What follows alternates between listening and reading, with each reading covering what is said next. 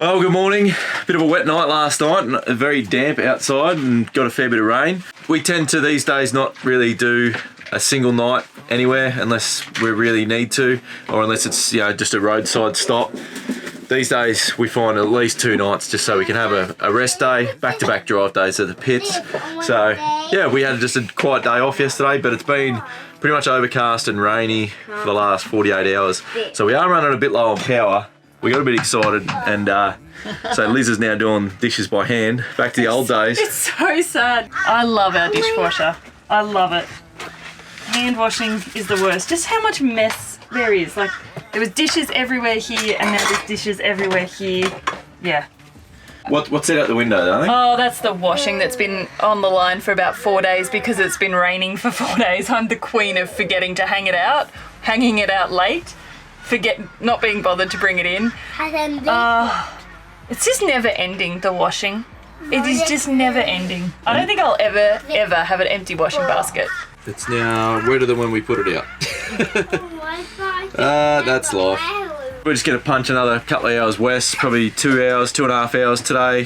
See how far we get. It's mid-morning already. We did a little bit of work this morning. I did a bit of editing and stuff. So jump back in the car and get out of here and see what else we find. Let's do it.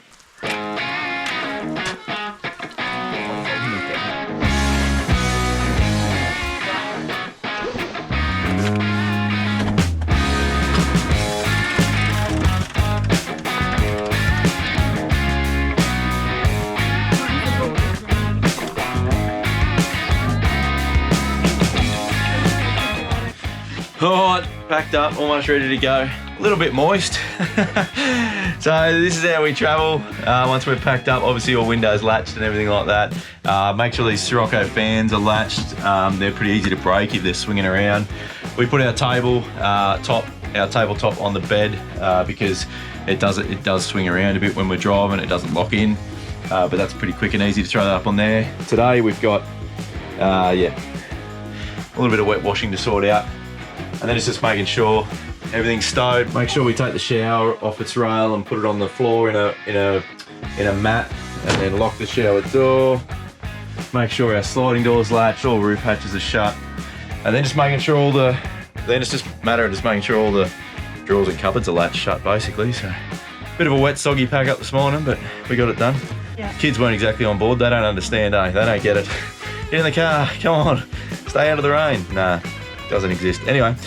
You also just want to make sure you turn your 12-volt switch off. So we've got a black switch in this one. We had a similar thing in the old van, but that just kills all the 12-volt in the van, just in case you left any lights on and things like that. Basically, you want to kill the water pump, because if you go over a bump and one of your tap opens, you end up with water through your van, which is not ideal. It doesn't turn off the fridge though. The fridge stays running. Our cowfish internet system stays running, and our Truma panel stays running, so it keeps the time and keeps its memory of any programs and stuff you got in there. But apart from that, everything else is now off, which is pretty cool. Oh, and obviously the caravan still has power to it as well if you're doing off-road, but that's not us today. It's going to be a few highway Ks, so let's get in the car and get out of here.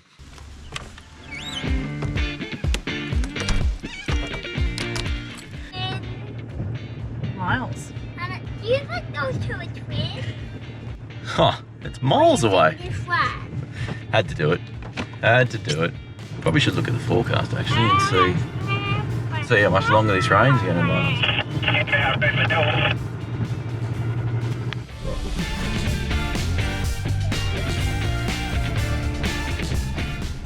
So Simon's obviously got 2 hands on the wheel. It's wet.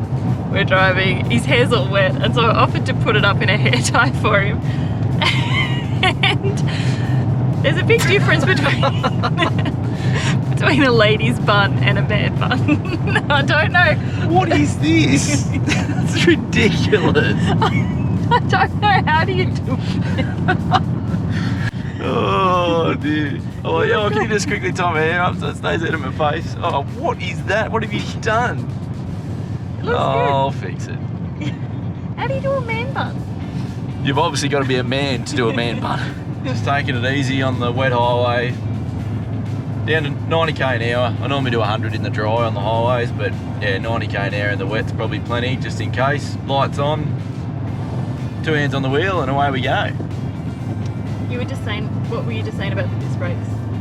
Oh, just saying it in the wet, definitely noticing the disc brakes on the caravan's so much better than the drums. Just just so much more confidence braking. It's good, especially in these sort of conditions.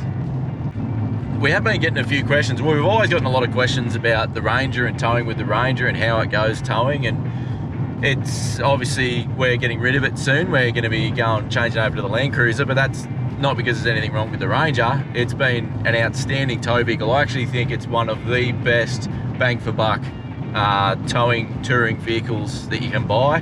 The V6 one, the new V6 one, looks even better, but even these PX3s and PX2s with the 5-cylinder, really good towing vehicle. I think good balance between economy and performance and price, and yeah, I just think they're pretty hard to beat. But there are a few things I do just to try and look after it and preserve it and prolong its mechanical reliability. So it's no secret that these cars, these Ford Rangers, particularly in the auto, the auto box is the weak point of the drive line of the whole thing. So I always drive in sport mode, but then to help it as well, I always use the manual gears. So keeping it in the manual mode just keeps that torque converter locked up, so you're not generating as much heat in the gearbox, and then just overall driving it gently. By using the manual mode, I can drive it nice and gently and take control over the gearbox, so it's not trying to change gears at weird times, not trying to upshift when we're going downhill, not trying to downshift too late. I can preempt hills when we're going up hills and things like that, and pick a lower gear in anticipation of the hill, rather than trying to change gears under load as we're already heading up the hill. And then once I've picked the gear for the hill, I try and just keep that gear and hold that gear. The engine's incredibly torquey, particularly at low revs. Its maximum torque comes on pretty early in the rev range, so being able to just sit at 2,000 revs, it'll climb up a lot of hills just sitting at around that 2,000 rev mark. I rarely rev it over 3,000 revs, and just keep it in that torque range. You don't need to rev these engines hard to get the most out of them, which is one of the big benefits to them as a tow vehicle. But just be patient. Just realise you do have 3+ tons hanging off the back. It's not going to be a sports car. It's certainly not going to perform the way it does with no trailer on. But just take your time. You're on holidays. Just enjoy it. Cruise. Don't flog it. And I reckon a lot of the reputation that the Ford Ranger has for being unreliable, particularly with that gearbox, in my opinion, a lot of it comes down to driving style and mechanical sympathy. As far as mods, we haven't done anything to the gearbox apart from service it. We did get it serviced after our first 12-18 months on the road. We got it serviced and it was in really good condition still. The oil looked good, the fluid looked good, and yeah, there was no concerns about its longevity. So I really think, touch wood, we've had no problems with it, but I really think a lot of it comes down to that driving style and mechanical sympathy. To tow the new titanium caravan, no, we did do a Lovells GVM GCM suspension upgrade. The vehicle's registered in New South Wales, so we were able to do that as a post-registration upgrade. We didn't really need the GVM upgrade, it was really just for the GCM. The new caravan loaded is basically 3.5 tonne, not too far off 3.5 tonne. So we needed that extra GCM. That upgrade took the GCM from its factory 6 tonne rating to 6,600 kilos or 6.6 tonne. And now with the fully loaded car and caravan, we're pretty well close to that. We're about, well, when we weighed it over the weighbridge before we left, when we were fully loaded with everything, water, fuel and everything, we're about 50 kilos under that. So we definitely needed that upgrade. That wasn't our intended way around to do things. We were supposed to get our Land Cruiser and then our new caravan, but if you've been following along, one of the things that's sort of put a lot of our travel plans on hold is waiting on this 76 series cruiser. So we'll tell you a bit more about that when we get to camp, but that's been defining our travel for the last little while and consuming us as far as planning out that build. But yeah, we were hoping to have that car ready to go. But anyway, we spent $7,000 on a suspension upgrade to use it for 6 months, and then we're selling the car. But if you are out there and you're looking for a second-hand Ford Ranger, we're just going to trade this in as the current plan. But that does mean that if someone wants to buy it, it's a pretty affordable Ford Ranger that I honestly think is, like I said, one of the best tow vehicles out there, and it's already set up and ready to go. So yeah, if you are interested, leave us a comment below, hit us up if you do want to buy it. But yeah, if we can't find anyone to buy it, or if no one wants to give us the money that we can get for it as trade-in, it'll just be going as a trade-in. If you do want to know a little bit more about our towing weights and things, we did do with our old caravan, we did do a whole video about understanding towing weights and the different limitations you've got with towing weights. So head over to, I'll leave a link just up in the corner here or in the description below, so go and watch our towing video if you haven't seen that already, and that explains a lot of that in a lot more detail, how you calculate all that and how we made it work with our previous van without the upgrade. And I'll be doing an update to that video in the next few months as well, once we get the Land Cruiser done, and show you how it all works out with the new Cruiser.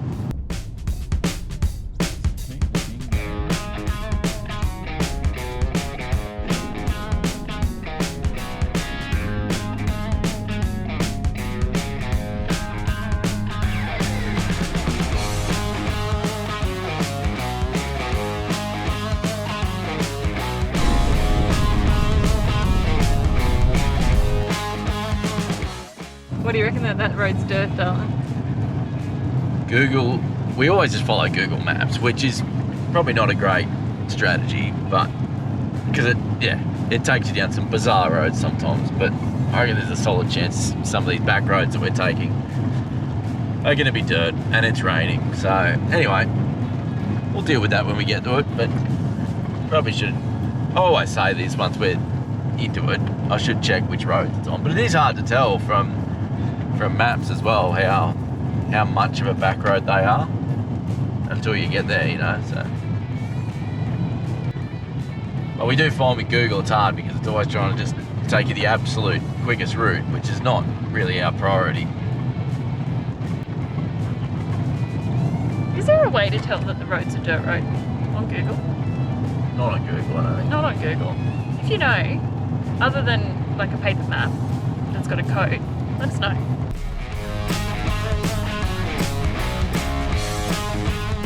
It's sealed. Google's come through for us. There's two of them. Yeah, no worries.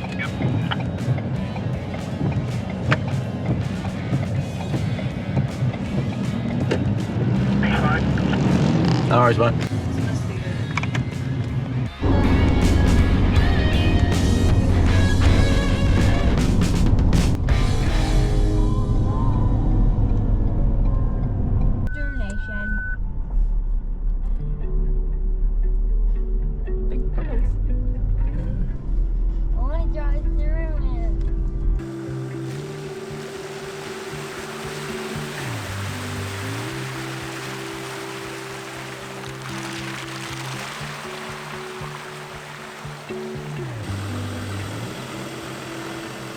Oh, well, this will do. How about this, eh? She's a little bit soggy, a little bit wet, but I think that'll be the case anywhere at the moment. I think the worst of the rain, I just had a quick look at the forecast and it looks like the worst of the rain's gone. And we've had about 30 mil of rain in the area, so there's plenty of water lying around, a bit of water on the roads. The roads gradually got better. Once we got out to the highway, it wasn't too bad, but tell you what, back roads and even just country roads at the moment all around the country are shocking condition.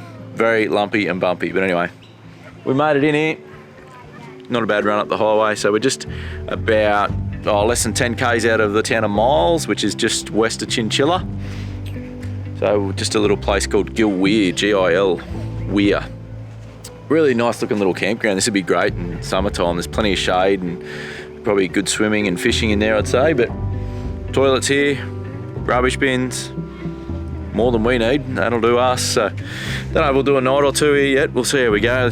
Yeah, not much happening in the way of solar, but hopefully the sun will come out tomorrow and yeah, see what comes of it. We don't have any firewood, unfortunately, because now the rain stopped. It'd be a nice spot to have a fire, but might go for a scout around, see if there's anything around. There's probably not much, but the boys convinced me to buy pumpkin because they love pumpkin soup, because I once told them, I kind of lied to them once and now I forever regret it, but I told them that if you eat pumpkin soup, if you eat or eat pumpkin soup, you'll grow really quickly. And then we sort of exaggerated how much we thought they grew after they'd eaten a fair bit of pumpkin soup, and now they're forever requesting pumpkin soup. So it's pumpkin soup for dinner. Can't leave the kids for 2 seconds. It'd be nice to get some sunshine so we can dry everything out. We've still got all this wet washing and wet jackets and everything this morning from packing up in the rain. So hopefully we get some sunshine tomorrow and we can charge our batteries, although they'll probably be pretty well charged now anyway. But mainly dry everything out. As I was filming Simon, I just got distracted by this really pretty tree. Look how beautiful the bark on it is. 600 centimeters. Right. Your thumbs. Put them on and get out of my car. Where does this go? In there? Righto. That's James's shoe. Where we're going? Maybe you boys could wash your clothes. Wash them!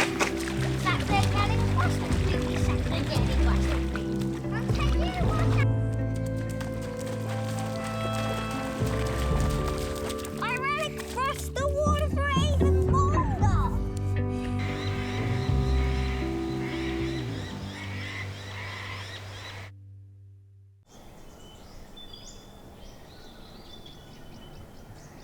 Oh, good morning. A very fresh morning this morning, another cold one. Bit of fog around this morning. It's yeah, it looks really sort of eerie through the pine forest. Very quiet and still out here. You can a few birds starting up their morning call. More than I can say for what's going inside our caravan. The kids starting their morning call. It's a bit of chaos out there, so I thought I'd come out here, grab my coffee, grab the camera and go for a little wander. But the fog down here on the water this morning, it looks awesome. It's it's a beautiful morning.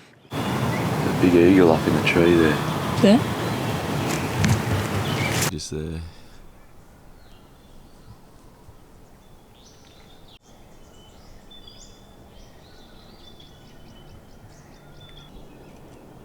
How did we end up here, darling? How did we end up here?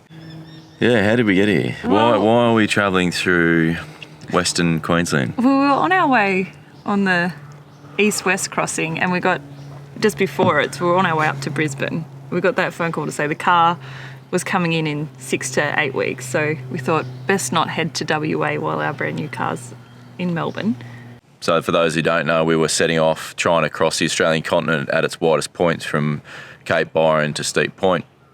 And then, yeah, we were only a couple of weeks or less from hitting southeast Queensland to start to prepare to set off. And we got the phone call we've been waiting for from Toyota for almost 2 years, that our 76 Series Land Cruiser was finally going into production.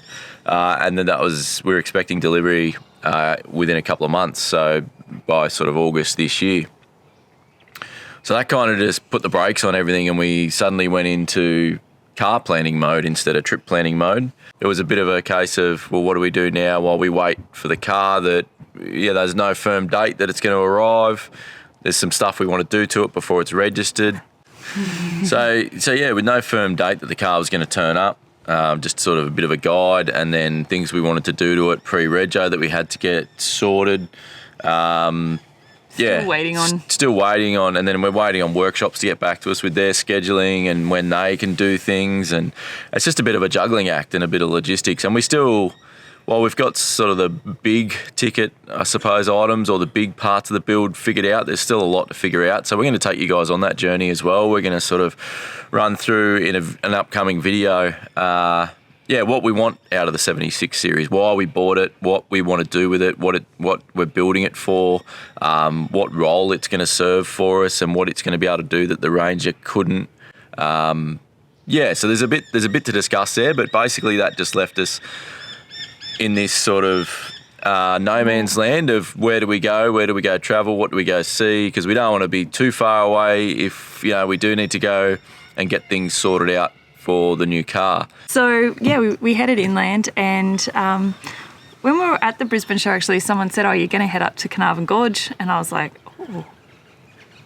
we could go to Carnarvon Gorge, couldn't we? So we really sort of pitched that as a bucket list destination because it's not really on the way to anything else that we've sort of got in the works, if that makes sense. yeah, we just kept coming back to Carnarvon Gorge. So we've decided to do that, which is awesome. And like I was saying earlier, we've managed to get a couple of really cool bookings in 2 different parts of the Carnarvon National Park. Yeah. So looking forward to exploring it in depth, not just the gorge itself, the whole park. If you've got any hot tips, if you've been there, leave them in the comments below, please. I'd love, there's nothing better than advice from people who have already been there. So, yeah, much appreciated, guys. Absolutely. As always, thanks for watching the ads so we can donate 10% of the revenue from this channel to charity as we do every month.